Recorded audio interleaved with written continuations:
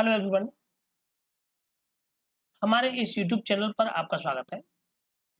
आज के इस वीडियो के माध्यम से हम सामान्य अध्ययन में ज्योग्राफी वाले भाग से कुछ एमसीक्यूज आपके साथ डिस्कस करेंगे। इससे पहले के वीडियो में हमने भारत की अवस्थिति अर्थात भारत कहाँ किस प्रकार से किन अक्षांशों किन देशांतरों के बीच स्थित है इसके संबंध में कुछ प्रश्न डिस्कस किए थे। आज हम कर्क रेखा एवं मानक समय रेखा पर आधारित कुछ एमसीक्यूज आपके साथ डिस्कस करेंगे। सो स्टूडेंट्स, आप अगर चैनल पहली बार विजिट करें तो चैनल सब्सक्राइब करें, उसके पास में बेल आइकन बटन को प्रेस करें जिससे कि सभी वीडियोस की नोटिफिकेशन आपको मिल सके। वीडियो को पसंद आता है आपको तो आप इसको लाइक करें तथा अपने दोस्तों के साथ शेयर करना ना भूलें। किसी भी राज्य की स्टेट पीसीएस एग्जाम्स के लिए अन्य उन परीक्षाओं के लिए जिनमें सामान्य अध्ययन से प्रश्न एवं उसके साथ साथ सामान्य अध्ययन के साथ साथ उसमें ज्योग्राफी वाले भाग से प्रश्न रहते हैं। स्टेट पीसीएस एग्जाम के लिए, यूपीएससी एग्जाम के लिए तथा जुडिशरी एग्जाम्स के लिए आप इन प्रश्नों को फॉलो कर सकते हैं। काफी आसानी के साथ हमने यहाँ इन प्रश्नों को आपको समझाने का प्रयास किया है। अगर आपने हमारा पहला वीडियो नहीं देखा है तो कृपया पहले वीडियो को आप प्लेलिस्ट में जाकर के देख सकते हैं। प्रश्न हमारे पास दिया गया है कि यदि अरुणाचल प्रदेश में सूर्योदय का समय प्रातः 5 बजे है तो सौराष्ट्र में सूर्योदय का संभावित समय क्या होगा। सौराष्ट्र गुजरात में है। यहाँ के संभावित समय के संबंध में आपसे पूछा जा रहा है। पहले समझिएगा कि ये क्या तात्पर्य है। ये भारत का नक्शा है। यहाँ अरुणाचल प्रदेश की पोजीशन आपको दी गई है, सुबह 5 बजे की कहा गया है। यहाँ ये सौराष्ट्र गुजरात में यहाँ लास्ट बिंदु पर आपसे यहाँ से पूछा गया है कि गुजरात में इस समय यहाँ पर क्या समय रहा होगा। तो ध्यान से समझिएगा, हमने आपको बताया था कि समय की जो गणना है वो देशांतर रेखाओं के हिसाब से की जाती है। ये पश्चिमी छोर है, ये पूर्वी छोर है, ईस्ट वेस्ट नॉर्थ साउथ हमने कल आपको समझाए थे। यहाँ ये 68 डिग्री 7 मिनट और ये 97 डिग्री 25 मिनट देशांतर पर स्थित गुजरात और अरुणाचल प्रदेश हैं के जो कॉर्नर हैं बिल्कुल। अब इन दोनों के बीच देशांतरों का जो अंतर है वो 97 डिग्री 25 मिनट में से आप 68 डिग्री 7 मिनट को घटा देंगे तो लगभग 30 डिग्री का डिफरेंस यहाँ पर एक मोटा मोटा आप लेकर के चलिए। 30 डिग्री का अंतर आता है। पृथ्वी एक पूरा चक्कर लगाने में अपने अक्ष पर घूमने में, ठीक है, अपने अक्ष पर जब पृथ्वी घूमती है तो अपने अक्ष पर घूमने में कुल मिलाकर के 24 घंटे का समय लेती है। इस 24 घंटे में पृथ्वी 360 देशांतर घूम जाती है, ठीक है, पूरा 360 डिग्री घूम जाती है 324 घंटे में। और अगर आप इसको 360 को अगर 24 से भागा लगाएंगे तो ये आपका आएगा 15 डिग्री, यानी कि 1 घंटे में पृथ्वी 15 डिग्री देशांतर घूम जाती है, ठीक है, यानी कि 15 डिग्री देशांतर घूमती है 60 मिनट में। अब इसको और कन्वर्ट कर लीजिएगा, 60 मिनट में घूमती है 15 डिग्री देशांतर, तो एक देशांतर घूमने में कितना समय लेगी, ठीक है, 60 मिनट में 15 डिग्री देशांतर घूमती है तो 60/15 = 4। एक देशांतर घूमने में इसको 4 मिनट का समय लगेगा। अब ध्यान से समझिएगा कि एक देशांतर घूमने में 4 मिनट का समय लगता है। यहाँ अरुणाचल प्रदेश और इस सौराष्ट्र यानी गुजरात के बीच में जो देशांतरों का अंतर है वो 30 देशांतर का अंतर है। 30 देशांतर के अंतर का तात्पर्य क्या हो गया, एक देशांतर में जो टाइम लग रहा है वो आपका 4 मिनट का लग रहा है तो 30 देशांतर में टाइम हो गया आपका 120 मिनट का। इस बात का विशेष ध्यान रखिएगा कि पूर्व में समय आगे रहता है और पश्चिम में समय पीछे रहता है। लंदन के पास जो ग्रीनविच रेखा है उस ग्रीनविच रेखा से होकर के, जो ग्रीनविच रेखा लंदन के पास ग्रीनविच से होकर के गुजरती है जिसको कि हम ग्रीनविच मीन टाइम लाइन भी कहते हैं, इस रेखा से पूरे विश्व में समय की गणना की जाती है। जब इस रेखा पर दोपहर के 12 बज रहे होते हैं, सूर्य ऊपर होता है, तब इस समय दोपहर के 12 बजे का टाइम माना जाता है। उसी को आधार रखते हुए भारत में समय की गणना की जाती है उसी रेखा के हिसाब से। और भारत का जो समय है वो 5.5 घंटे इस मानक समय रेखा से आगे रहता है। ठीक है, 5.5 घंटे इस मानक समय रेखा से आगे रहता है भारत का समय। तो भारत इसके पूर्व में स्थित है तो पूर्व में समय आगे रहता है और पश्चिम में समय पीछे रहता है, इस बात का ध्यान रखिएगा। तो पूर्व में समय आगे रहता है, अरुणाचल प्रदेश पूर्व में है, पूर्व में समय ये आगे है, यहाँ सुबह 5 बज रहे हैं तो यहाँ का समय पीछे रहेगा। ये 2 घंटे हमने आपको बताया कि 120 डिग्री देशांतर का अंतर जब आ रहा है, ठीक है, 120 डिग्री देशांतर का अंतर आ रहा है, 120 डिग्री हमने हिसाब लगाया था, 30 देशांतर को हम 4 से मल्टीप्लाई कर दिया तो 120, ठीक है, 120 मिनट, 120 मिनट का टोटल टाइम हो गया। 120 मिनट का मतलब हो गया कि 2 घंटा। यानी कि जब अरुणाचल प्रदेश के इस हिस्से में सुबह के 5 बज रहे हैं तो इस हिस्से में जो कि राजस्थान, जो कि गुजरात का सौराष्ट्र प्रांत है, यहाँ पर जो स्थान है यहाँ पर बजेंगे उस समय 7। 2 घंटे का डिफरेंस हो जाएगा। यहाँ समय पीछे रहता है, ध्यान से समझिएगा कि पश्चिम में समय पीछे रहता है, पूर्व में समय आगे रहता है, इसलिए यहाँ सुबह 5 है तो यहाँ का समय 5 बजे का और यहाँ का समय 7 बजे का दर्शित होगा। ठीक है, इस तरह से यहाँ इस प्रश्न का सही आंसर है, ये हमारा ऑप्शन क्रमांक डी यहाँ पर इसका करेक्ट आंसर है 7 बजे का। भारत की जो मानक समय रेखा है ये 82.5 डिग्री देशांतर रेखा है। भारत का जो मानक समय लिया गया है ये 82.5 डिग्री देशांतर रेखा से, क्योंकि प्रत्येक देश के लिए अलग अलग एक देशांतर रेखा डिसाइड की गई है जिनके आधार पर वो उस देश में उस देशांतर रेखा के अकॉर्डिंग टाइम का जो विभाजन है वो कर दिया जाता है। तो हमारे भारत में केवल एक ही देशांतर रेखा है जिसके आधार पर जो टाइम का शेड्यूल है वो डिसाइड किया जाता है। ऑप्शन क्रमांक डी यहाँ पर इसका करेक्ट आंसर है।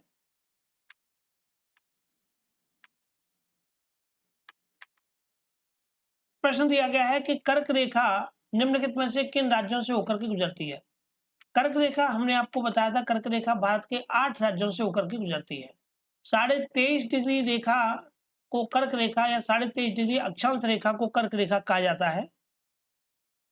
ये कर्क रेखा है, ठीक है, ये है कर्क रेखा जो कि 23.5 डिग्री नॉर्थ रेखा है, कर्क रेखा है, नॉर्थ में है। यहाँ ये उत्तर में है, इस 0 डिग्री अक्षांश के ऊपर, और भारत की जहां स्थिति है तो यहाँ ऊपर की ओर जो उत्तर में कर्क रेखा है और ये रेखा भारत के 8 राज्यों से होकर के गुजरती है। 8 राज्यों से होकर के गुजरने में इसका एक फॉर्मूला है जिसको आप याद रखें, मैंने आपको पहले भी बताया है, गरम चाय जो विद टोस्ट एंड मक्खन, गरम चाय जो विद टोस्ट एंड मक्खन। GRM गुजरात है, राजस्थान है, महाराष्ट्र है, छत्तीसगढ़ है, झारखंड है। मैप पे एक बार देख लीजिएगा, ये देखिए गुजरात, राजस्थान, मध्य प्रदेश, ठीक है, छत्तीसगढ़, बीच बीच में जिनसे जहां जहां से होकर के निकल रही है, झारखंड हो गया, पश्चिम बंगाल हो गया, त्रिपुरा हो गया और उसके बाद मिजोरम हो गया। ठीक है, इस तरह से इन 8 राज्यों से होकर के ये रेखा गुजरती है जिसके लिए फॉर्मूला यूज करते हैं गरम चाय, गरम चाय जो झारखंड, W पश्चिम बंगाल, T त्रिपुरा है, एंड मिजोरम। तो गरम चाय जो भी टोस्टेड मक्खन है, तो त्रिपुरा आ गया, मिजोरम आ गया, पश्चिम बंगाल आ गया, मणिपुर इसमें शामिल नहीं है। ऑप्शन क्रमांक ये इसको हटा दीजिएगा, 1 2 4 देखिए कहाँ मिल रहे हैं, तो ऑप्शन क्रमांक सी यहाँ पर इसका करेक्ट आंसर हो जाता है। प्रश्न अगला, निम्नलिखित में किस राज्य से होकर के कर्क रेखा नहीं गुजरती है। तो त्रिपुरा है, छत्तीसगढ़ है, मिजोरम है, मणिपुर से होकर के नहीं गुजरती है। प्रश्न निम्न में से कौन सा भारतीय राज्य कर्क रेखा के उत्तर में स्थित है। कौन सा भारतीय राज्य कर्क रेखा के उत्तर में स्थित है। झारखंड है, मणिपुर है, मिजोरम है और त्रिपुरा है। तो एक बात ध्यान रखिएगा, आपको जो अध्ययन करना पड़ेगा वो मैप का अध्ययन करना पड़ेगा। मैप का अध्ययन करके आप इन मैप से रिलेटेड जो प्रश्न रहते हैं उन्हें आप बहुत आसानी से सॉल्व कर सकते हैं। पूछा गया है कौन सा राज्य जो है कर्क रेखा के उत्तर में स्थित है, तो एक बार मैप को सही प्रकार से देखिएगा। मैप को सही प्रकार से देखेंगे तो ये झारखंड, मिजोरम ये सब इस रेखा पर आ रहे हैं, लेकिन इसके ऑप्शन जो दिया गया है ऑप्शन के मुताबिक मणिपुर यहाँ ऊपर की ओर, ये मणिपुर है, नागालैंड है उसके ऊपर, नागालैंड मणिपुर नाग के ऊपर ही मणि है, तो मणिपुर जो है ये इसके ऊपर पड़ता है, कर्क रेखा के ऊपर पड़ता है। तो ऑप्शन क्रमांक बी यहाँ पर इसका करेक्ट आंसर है, ऑप्शन क्रमांक बी। प्रश्न है कि 80 डिग्री पूर्वी देशांतर रेखा और कर्क रेखा का मिलन बिंदु कहां पर है? 80 डिग्री पूर्वी देशांतर रेखा और कर्क रेखा का जो मिलन बिंदु है वो कहां है?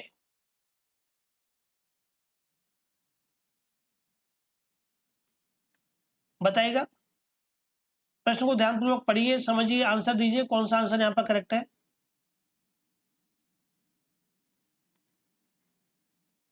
अस्सी डिग्री पूर्वी देशांतर रेखा और कर्क रेखा का जो मिलन बिंदु है ये मध्य प्रदेश में स्थित है।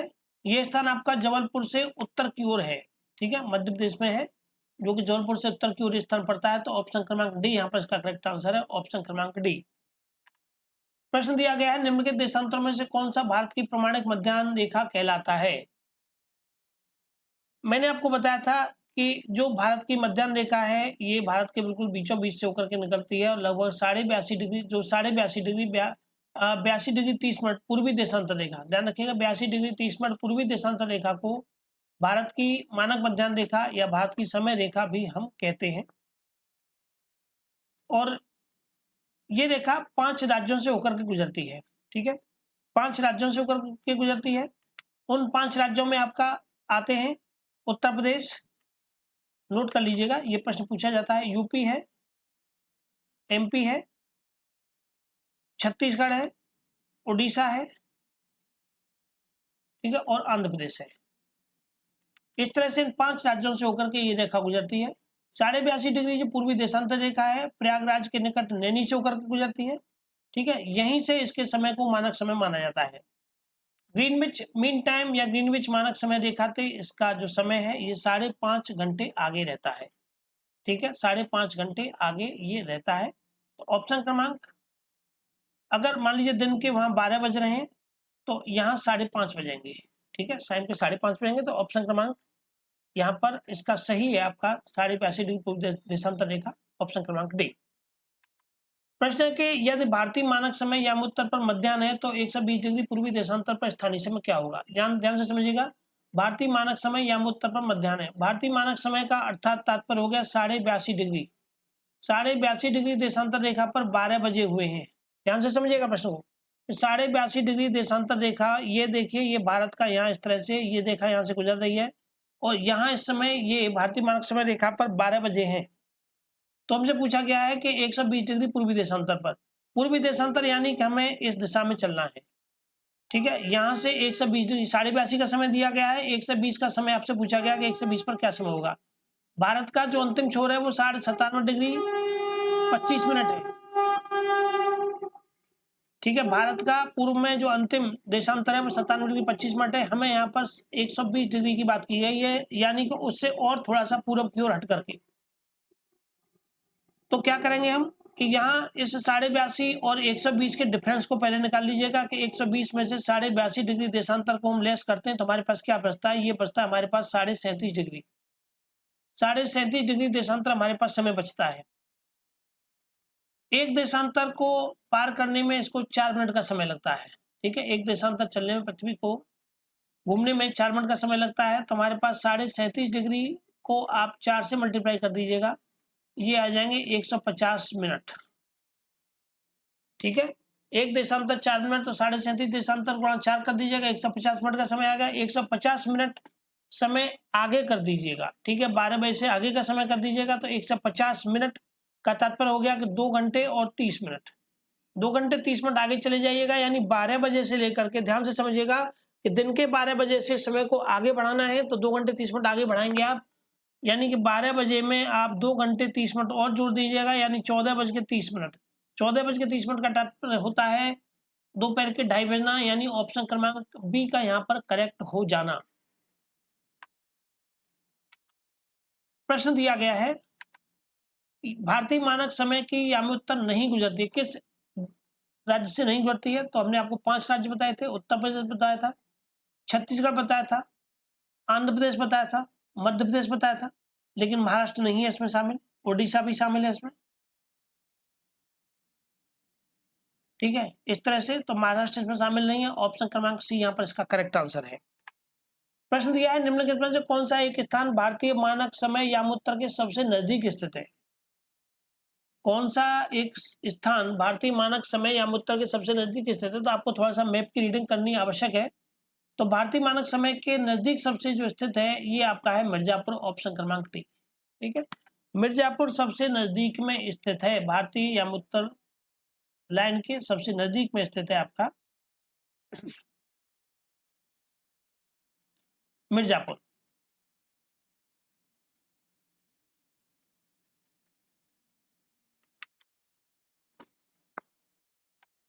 प्रश्न है कि भारतीय मानक समय की देशांतरिका 82.5 डिग्री पूर्वी देशांतरिका किस नगर से होकर गुजरती है?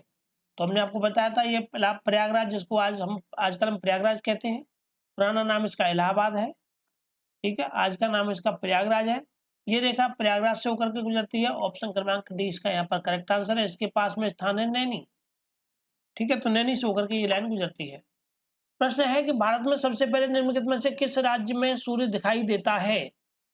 अब सूर्य कहाँ किस तरह दिखाई देगा, सोचिएगा कि ये भारत और भारत का इधर की तरफ से पूरब, सूर्य हमेशा पूर्व, सूर्य कहते हैं सूर्य पूर्व दिशा से निकलता है। अब हमारा पूर्व किधर पड़ता है? पूर्व पड़ता है हमारा ईस्ट वेस्ट नॉर्थ साउथ, इधर इस तरफ सबसे पहले अरुणाचल प्रदेश आता है। तो अरुणाचल प्रदेश को सबसे पहले सूरज के दर्शन होते हैं, तो ऑप्शन क्रमांक सी यहाँ पर इसका करेक्ट आंसर है। ठीक है, अरुणाचल प्रदेश को सबसे पहले सूर्य के दर्शन होते हैं, ऑप्शन क्रमांक सी यहाँ पर इसका करेक्ट आंसर। प्रश्न अगला है कि भारत में नई सहस्त्राब्दी के सूर्योदय की पहली किरण निम्नलिखित में से किस देशांतर पर देखी गई थी? 2 डिग्री 30 मिनट पश्चिमी देशांतर पर, 82.5 डिग्री पूर्वी देशांतर पर, 92 डिग्री 30 मिनट पश्चिमी देशांतर पर, या 92 डिग्री 30 मिनट पूर्वी देशांतर पर? किस देशांतर पर भारत में नई सहस्त्राब्दी के सूर्योदय की पहली किरण के दर्शन किए गए थे, बताइएगा।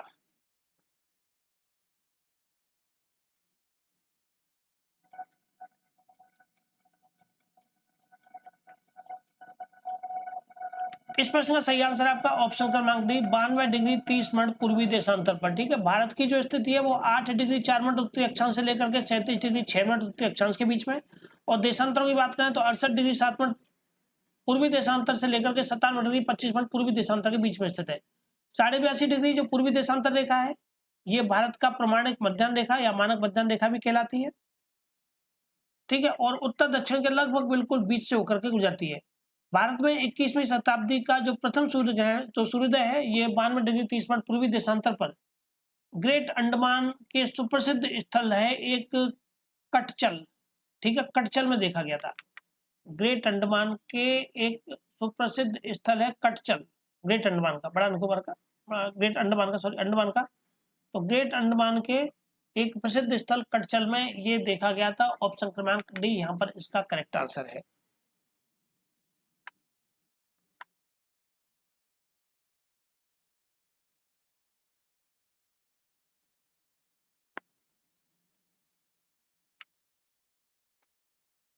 प्रश्न अगला है कि निम्नलिखित में से कौन सा स्थान भारत का ग्रीनविच कहा जाता है? रोहतक, अवंती, उज्जैन और कुरुक्षेत्र। कौन सा स्थान भारत का ग्रीनविच कहा जाता है? देखिए, प्राचीन काल में उज्जैन को समय की गणना के लिए केंद्रीय संदर्भ बिंदु के रूप में माना जाता था।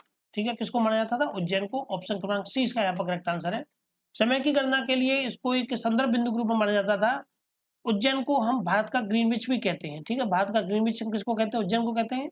मुगल काल में राजा जयसिंह द्वितीय के द्वारा ये उज्जैन, दिल्ली, जयपुर, मथुरा तथा वाराणसी में वेधशालाओं का निर्माण कराया गया था। ठीक है, राजा जयसिंह ने उज्जैन में, दिल्ली में, जयपुर में, मथुरा में और वाराणसी में वेधशालाओं का निर्माण कराया था। तो ऑप्शन क्रमांक सी यहाँ पर इसका करेक्ट आंसर है।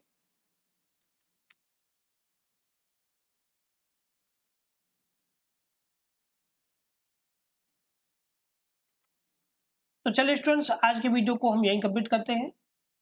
इससे नेक्स्ट वीडियो में हम नए प्रश्न जो कि राज्य एवं संघ शासित प्रदेशों को लेकर के रहेंगे,